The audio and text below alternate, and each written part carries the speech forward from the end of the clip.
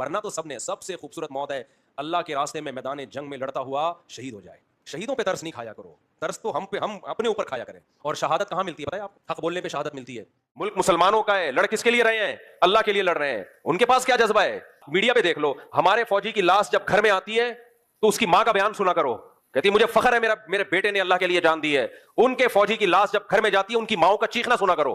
ایران نے خاندانی کام کیا, جو بھی اس نے کرنا تھا کیا, اکیلا کھڑا ہوا ہے پوری دنیا کے مقابلے میں.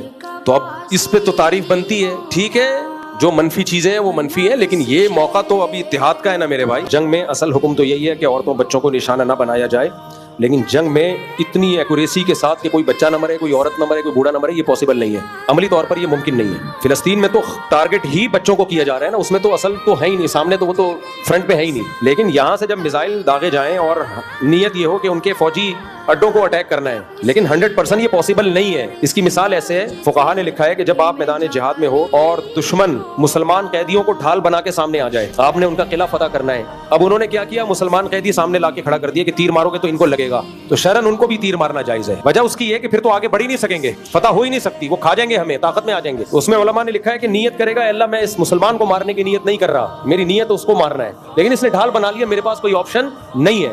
تو جنگ میں یہ ممکن نہیں ہے کہ جی بالکل آپ نے جس کا نشانہ بنایا اسی کی کھوپڑی پہ جا کے میزائل لگے, یہ پاسبل نہیں ہے.